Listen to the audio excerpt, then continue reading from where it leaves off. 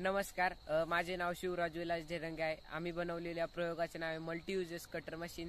तर याचा वापर घराजवळील गवत किंवा बांधाजवळील गवत, सोयाबीन, मका, गहू, बाजरी यांसारखे पिकं कापण्यासाठी याचा वापर होतो. तर आज आम्ही आमच्या गावातील शेतकऱ्यांना भेटण्यासाठी आलोय. तर तुम्ही त्या मशीनीबद्दल थोडीशी माहिती जाणून घ्या. माझं नाव राजेश भाऊ मांजरे. मी सामान्य शेतकरी आहे. मी यावर्षी सोयाबीन पीक शेतात केले होते. सोयाबीन पिकासाठी मजूर उपलब्ध होत नसल्यामुळे, मजुरी जास्त असल्यामुळे हे मशीन आहे ना, त्या मशीनचा मला खूप फायदा झाला. या मशीनची मजुरी 300 रुपये तास आहे. ही मशीन खूप फायदेशीर आहे. ह्या मशीनला 1.5 तास चार्जिंग केल्याच्या नंतर 3.5 तास चालते. या मशीनमुळे बाजरी, ज्वारी, गहू, भात, बांधावरचे गवत कापणे खूप सोपे झाले आहे. याच्यामुळं शेतकऱ्यांना खूप मोठा फायदा झाला आहे. धन्यवाद. आमच्या प्रयोगाचे नाव आहे मल्टी युजेस कटर मशीन.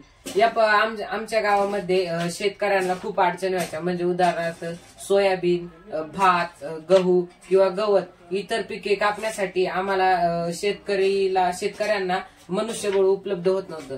त्याच्यामुळे आम्हाला ही आयडिया आली ना, आम्ही हा प्रयोग बनवला. या प्रयोगामध्ये आम्ही ही 12 व्होल्टची बॅटरी, त्याच्यानंतर ही 5 मीटर वायर आणि हा जो बांबू आहे म्हणजे लोखंडी पाईप तो 130 सेंटीमीटरचा घेतलाय.